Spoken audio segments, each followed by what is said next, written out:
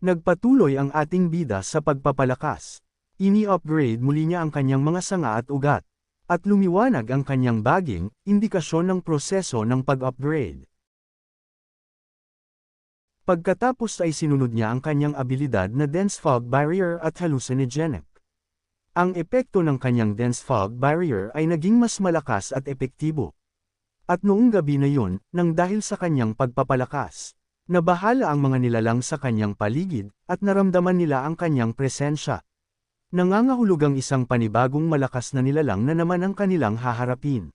At nang matapos ang kanyang pag-upgrade, makikita natin ang mga lobo na kanyang nahuli, at biglang may nakita silang nakakatakot na nilalang sa kanilang harapan. Sila ay nag-ingay, ngunit ito pala ay epekto lamang ng hallucinogenic effect ng kanyang fog barrier. Naapektuhan din ang mutated ball ng fog ni Yuzio ngunit para itong nasisiyahan at wala sa sarili. Napailing na lamang si Yuzio nang makita niya ito. 14 evolution points na lamang ang natira sa kanya, gusto pa niya sanang ma-upgrade ang life force talent ngunit kinakailangan nito ng 50 evolution points. Nang dahil sa upgrade, napansin din niya na ang kanyang ugat ay umabot na ng 100 meters sa ilalim ng lupa. At ganun din ang daloy ng mas malakas at napakaraming spiritual energy sa kanyang katawan. Patuloy na kumakalat ang kanyang mga ugat sa ilalim ng lupa. Nang madiskubre niya ang isang underground river, nalaman niya na meron itong marami at di kilalang mga energy. Kaya tinawag niya itong spiritual river, muling nilagay niya ang kanyang natitirang ugat sa ilalim ng lupa. Upang maghanap ng iba pang mapapagkunan ng enerhiya habang iniisip niya ang magiging reaksyon ni Xiaoling at Xiaoqing kapag nakita na nila ang kanyang mga upgraded na sanga at ugat. Bumalik ang mga peregrine falcons, at pumatong ang mga ito sa isa sa kanyang mga sanga. Sinabi nila kay Yuzio na hindi nila mahanap ang War Axe Snake. At sa tingin niya ito ay hindi pa nakaka-recover sa pinsala na kanyang nagawa noong nakaraang laban.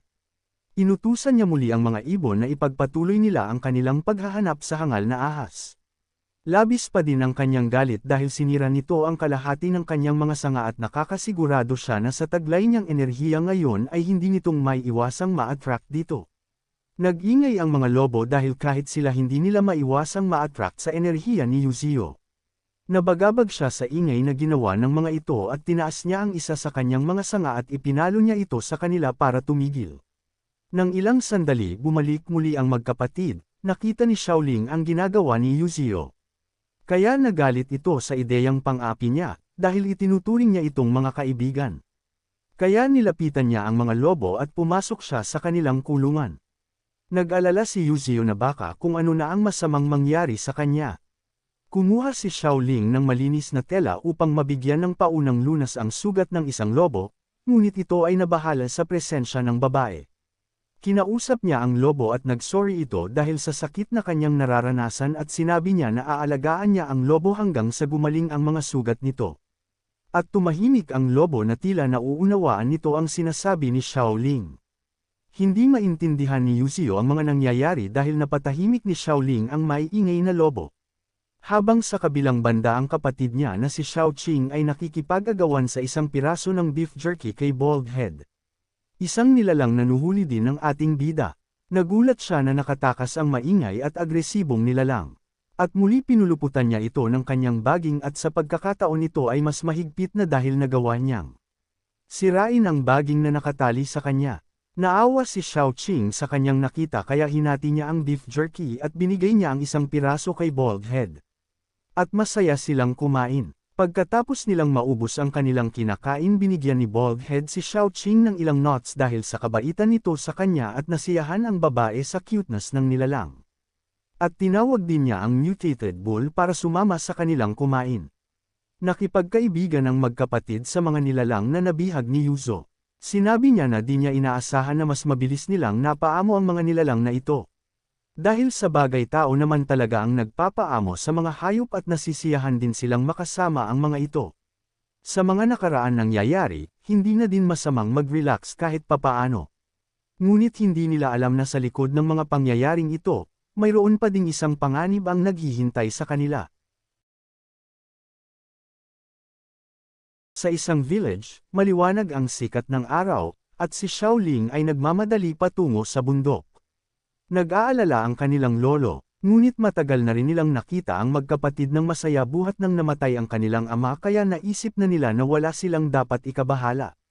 Ngunit nagtataka pa rin sila kung bakit madalas na pumupunta ang mga batang ito roon, na parang mayroong nangyayari na hindi nila alam.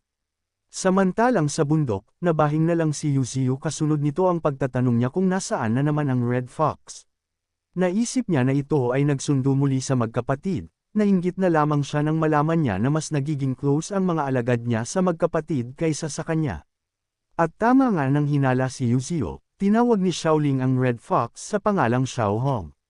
Niyakap niya ang Red Fox sa sobrang saya at dahil ihahatid sila muli.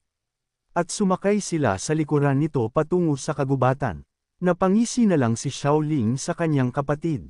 Ito pala ay dahil nagdala siya ng fertilizer para sa kanyang ama upang maging mas malusog ang mga dahon at palakasin ang kanyang mga sanga. Ngunit ang hindi nila alam ay patuloy na nag-i-evolve ang ating bida sa pamamagitan ng pagpatay sa mga nilalang sa kagubatan. Tumingin si Xiaoling sa kalangitan, habang nangangamba siya na baka umulan.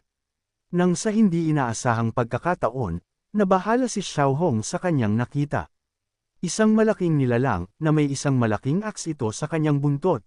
Ito pala ang kanilang kinatatakutan na War Axe Snake at base sa kanyang anyo, ito ay nag-evolve at naging mas malakas. Nagimbal si Xiaohong at ang dalawang magkapatid sa kanilang nakita. Kaya tinitigan nito, at nilapitan nito, ang tatlo, at sa isang iglap dumaloy ang dugo sa lugar na iyon. Nagliparan ang mga peregrine falcons, at kasunod nito ang mga mutated bees. At mula sa malayong distansya inatake ito ni Yuzio. Ang strategy na ito ang kanyang ginagamit upang mangolekta ng evolution points. Natuwa siya sa kanyang mga nakuhang evolution points, at siya ay nagpasalamat sa mga falcons. Bilang reward nila ay ang isang patak ng kanyang life essence na siyang nagpapalakas din sa mga ibon. Sa pamamaraang ito naisip niya na habang nagkakaroon siya ng evolution points ay patuloy ring lumalakas ang kanyang mga alagad. Na ngayon ay nasa beginner stage level 7 na ang mga ito. At ang sumunod, ay ang pag-upgrade niya sa kanyang mga ugat. Kinakailangan niya ng 100 evolution points sa pag-upgrade nito sa level 2, sa kabila ng malaking halagang ito, nagpatuloy siya upang makatungtong na sa rank 1 peak stage.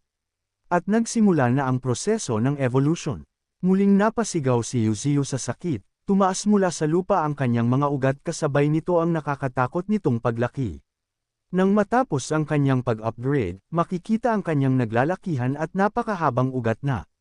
Gaya ng isang centipede, at lumaki din ang mata ng mutated bull sa kanyang nakita. Ganon na din ang mga lobo at si bald head. Pinawisan at napasabi na lang siya na sa sobrang sakit ay muntik na siyang mapaihi. Hindi siya makapaniwala sa naging pagbabago ng kanyang mga ugat, na sa laki nito ay maaring mapaglaruan na niya ang rank 1 beast. Sinubukan niya ang lakas nito. Sa isang pag-angat ng kanyang dambuhalang ugat, nakahuli ito ng mga iba't ibang nilalang. Habang makikita natin ang isang mutated boar na nanliligaw sa nakapose na mutated pig. Ngunit napadaan ang ugat at nahagip nito ang kawawang nilalang at nagpatuloy ito sa pagtungo sa kailaliman ng gubat.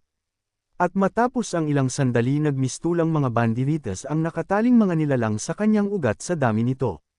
Tila naging isang mayamang negosyante si Yuzio nang makakuha siya ng 210 na evolution points. Habang sinabihan niya ang War Axe Snake na maghanda para sa kanya. At gamit ang malaking ugat na ito, bumuo siya ng spiral circle sa kanyang paligid upang magsilbing proteksyon at madama niya ang paparating na panganib. Samantala, si Bald Head na nananatili pa ring nakatali sa kanyang mga sanga, ay nag-iingay muli dahil sa kagutuman. Sinaway ito ni Yuzio at sinabing paparating na si Xiaoling na may dala itong pagkain, habang malayang nag-swiswing ang mutated monkey dahil tahimik at mabait ito. Napabuntong hininga na lamang siya at nagtaka kung bakit hindi pa bumabalik ang Red Fox. Hindi niya alam na ang War Axe Snake ay naging mas mapanganib, at pinapatay nito ang sino mang humaharang sa kanyang landas. Ito'y nangangahulugang isang malaking problema para sa ating bida. Lumubog na ang araw, at nabahala na si Yuzio dahil wala pa rin ang magkapatid at si Xiaohong. Hinikayat ng puno si Ada, isang peregrine falcon, na lumipad kasama ang kanyang mga kapatid upang hanapin sila. Nang bigla na lamang dumating si Xiaohong, na malubha ang kalagayan nito at sugatan mula sa pakikipaglaban sa War Axe Snake.